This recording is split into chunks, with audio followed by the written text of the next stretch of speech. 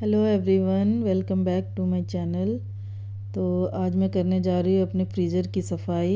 ये कुछ ऐसी हालत हो रही है मेरे फ्रीज़र की अभी, और आज मुझे करना है इसका ऑर्गेनाइजेशन। लास्ट व्लॉग में मैंने आपको दिखाया था, मैं गई थी डी मार्ट और वहाँ से कुछ कंटेनर्स और जार्स वगैरह लेके आई थी। मैं वो बेसिकली मैं अपने फ्रीज़र के लिए ही लाई थी। मुझे ऑर्गेनाइज करना था अपना फ्रीज़र। बहुत ज़्यादा सामान इधर उधर हुआ पड़ा था फ्रीज़र का, तो इसमें हेल्प करवा रहे हैं मेरे बच्चे लीबा और नोमान। ये नोमान को मैंने ड्यूटी दी है कि सारा सामान फ्रीज़र का निकाल के यहाँ बेड पे एक तरफ लगाना है, और वो मेरी हेल्प कर रहा है उसमें।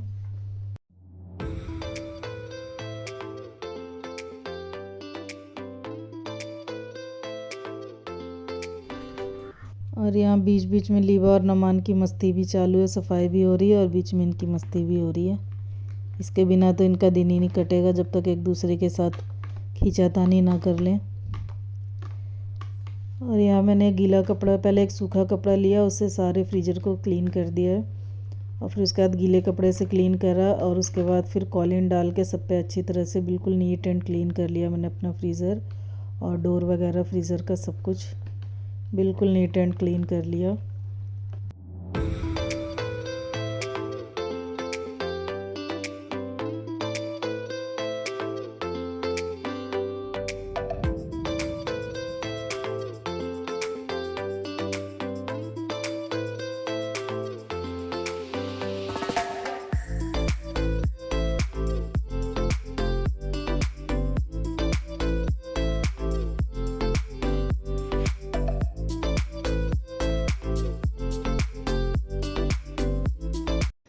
ये नोमान मेरी हेल्प करवा रहा है। इसमें शीशे के कंटेनर रखे हुए पूरे कार्टन में, तो मुझसे तो उठने वाले नहीं थे, तो मैंने इससे बोला लेके आया और आराम से रखा है इसने। बहुत हेल्प करवाते मेरे बच्चे मेरे काम में। ये सारे कंटेनर वगैरह मैंने इसी में रखे हुए थे। तो ये 1 लीटर का जार है, ये पड़ा था 99 रुपीज़ का, और ये छोटा वाला जार था 79 का, और ये जूस का जार था लगभग 150 का। और ये बॉटल्स कितने की पड़ी थी, मैं रेट्स बता रही हूँ सबको आपके, डी मार्ट में तो याद नहीं रहता। 79 रुपीज़ की बॉटल थी एक, और ये 19 रुपीज़ का कप था, और ये भी 79 रुपीज़ का है, और ये कप है लगभग 80 रुपीज़ का है शायद, या 79 का, प्रिंट मुझे साफ नहीं दिख रहा है ऐसी कुछ है। जूस ग्लासेस है ये, और ये कप कॉफ़ी दूध जो मर्जी आप पिए। ये है 118 का, और ये 2 कप लिए थे मैंने अपने लिए और हस्बैंड के लिए सिर्फ 2 पीस ये है। और ये भी 79 रुपीज़ का ईच है, एक है 79 का। और अब ये जो भी मेरे मसाले और ड्राई फ्रूट्स वगैरह पड़े हुए थे, इन सब को मैं कर रही हूँ, इन सब में फिल फटाफट।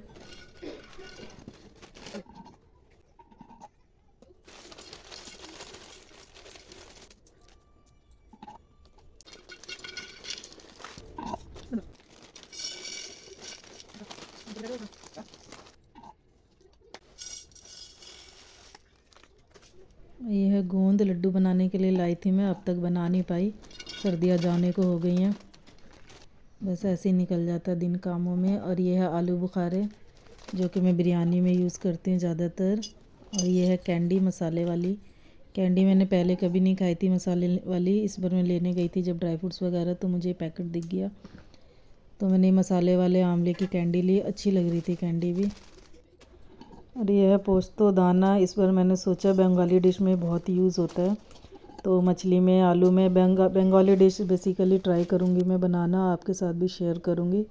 वो था ब्रेड क्रम, और ये है चर्बी बकरे की, लास्ट ईयर की बची, जो मैंने फ्रीज़र में रखी हुई है, सर्दियों में खाते हैं हम। ये है पुदीना, पुदीने के पत्तों को मैंने ड्राई करके रखा हुआ है, इसी सब्ज़ी में, आलू की सब्ज़ी में। और यह गरम मसाला जो मैं हाथ से ही पीसती, जो बच गया उसे फ्रीज़र में स्टोर कर देती हूँ। यह है कोकम, और यह है अनारदाना, और ये सारे मसाले मैं फ्रीज़र में ही स्टोर करके रखती हूँ। तो पुदीने के पत्ते, अभी गर्मियाँ आने वाली हैं, तो ड्रिंक्स में, गर्मियों के ड्रिंक्स में मैं यूज़ करूँगी, तो इसलिए पत्ते इस तरह से सुखा के रख लेती हूँ, फ्रीज़र में स्टोर कर लेती हूँ। और सारे डब्बे तो फिल हो गए, फटाफट सारे डब्बों को मैं ऑर्गेनाइज़ कर रही हूँ। जो भी एक्स्ट्रा मसाले होते हैं वो मैं फ्रीज़र में ही स्टोर कर लेती हूँ, ताकि उनकी शेल्फ़ लाइफ काफ़ी बढ़ जाती है। चाट मसाले, कॉर्नफ्लोर, गरम मसाला पिसा हुआ जैसे जो बच गया है, तिल वगैरह, अनारदाना, आमचूर पाउडर, जो भी मसाले जो बच जाते हैं। फाइनली 2 घंटे की मेहनत के बाद मेरा फ्रीज़ ऑर्गेनाइज्ड हो गया है और ये कुछ ऐसी हालत और ऐसी कंडीशन लग रही है अब मेरे फ्रीज़र की। मुझे तो बड़ी अच्छी लग रही है, बड़ा ही सुकून और सेटिस्फाइंग सी फीलिंग आ रही है अपने फ्रीज़र को ऑर्गेनाइज्ड और अच्छी तरह से रखा हुआ देखकर। आपको कैसा लगा आप बताइएगा। 2 घंटे की मेहनत के बाद तो फ्रीज़र ऑर्गेनाइज्ड हुआ था और अभी और भी चीज़ें ऑर्गेनाइज़ करना बाकी थी। चांदनी चौक से जो मसाले वगैरह लाई थी उन सबको मुझे डब्बों में फ़िल करना था। वो क्लॉथ मार्केट से मैं ये लेके आई थी टॉवल, जो 350 का पड़ा मुझे। अच्छा है, इसकी क्वालिटी बहुत अच्छी है। और खजूर लेके आई थी और यही सब मसाले वगैरह लेके आई थी। मुझे इन सबको डब्बों में फ़िल करना है। छोटी इलायची, ज़ीरा, काला नमक, ये हींग ये मैं फ़र्स्ट टाइम यूज़ कर रही हूँ। वैसे मैं MDH का हींग यूज़ करती हूँ। यह है नारियल का बुरादा जो कि हम कौरमे में और बाकी चीज़ों में यूज़ करेंगे। खड़ा धनिया और ये लहसुन, ये सिंगल जवे वाला लहसुन है जिसको कि जोड़ों के दर्द के लिए, शुगर के पेशेंट्स के लिए काफ़ी फ़ायदेमंद होता है ये हींग के साथ पता नहीं क्यों ये हींग गोली आई थी जो हम बचपन में खाते थे, 1 रुपये 2 रुपये की पत्ते लेके, वो आई थी इसके साथ। मुझे नहीं पता उसको मिक्स करना था क्या, मैं तो ऐसे ही खा रही थी उसको। ये काली सरसों जो कि मैं फ़िश में यूज़ करती हूँ सबसे ज़्यादा।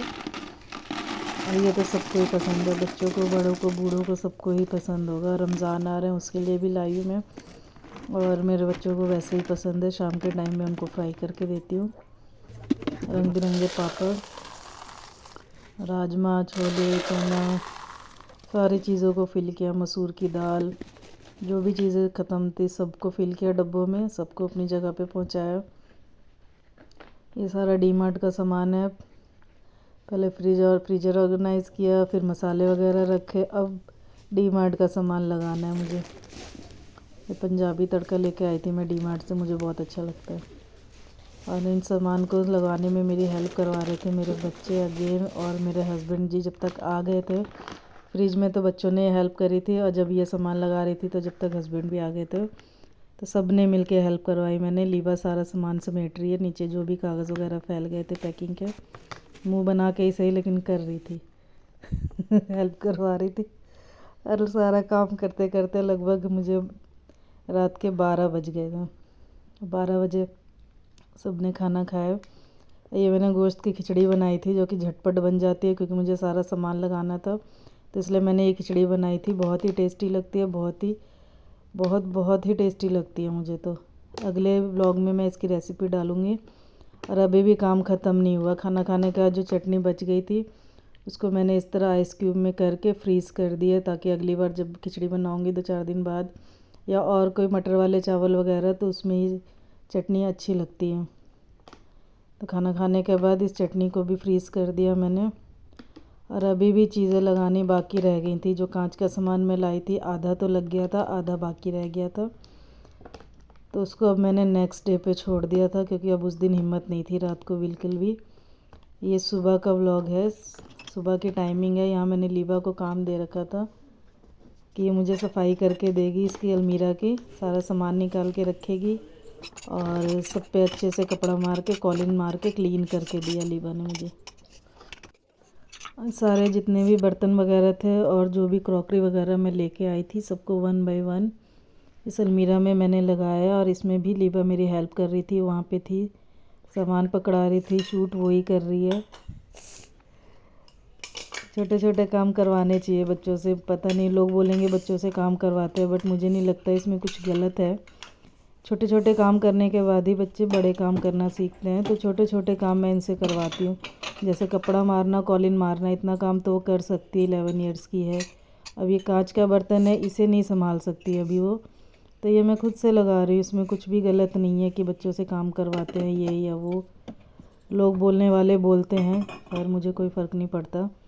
छोटे छोटे कामों से ही फिर बच्चे बड़े काम करना सीख जाते हैं अपने आप ही। मुझे ऐसा लगता है कि ऐसे छोटे छोटे कामों को करने से, करते करते ही धीरे धीरे वो फिर बड़े काम भी करना सीखेंगे, और उनके अंदर क्रिएटिविटी आती है, साफ़ सफाई आएगी, अपने आसपास अपनी चीज़ों को, अपने आप को क्लीन रखना सीखेंगे। तो इसलिए मैं इनसे छोटे छोटे काम जो वो कर सकते हैं उतना उनसे करवाती हूँ।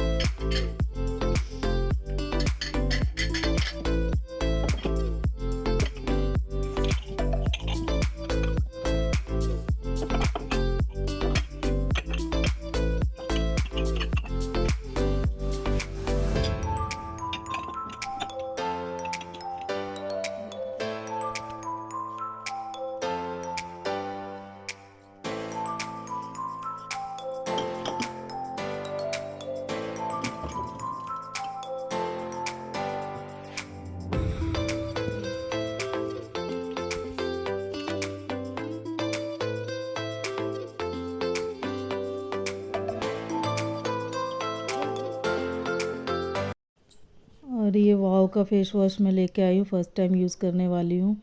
पहले मैं लैक्मे का यूज़ करती थी। मैंने कहा ट्राई करते हैं कुछ नया। तो ये फाइनल लुक है मेरी अलमीरा का। जो पहले लुक था वो भी आपने देखा कैसा था, और ये फाइनल लुक है। और इस सब में मेहनत मेरी भी है, मेरे बच्चों की भी है, सबकी है। हम सब ने मिल के करा काम जो भी है। तो थैंक यू सो मच। आज के लिए इतना ही। मिलती हूँ आपसे next time. Till then good bye.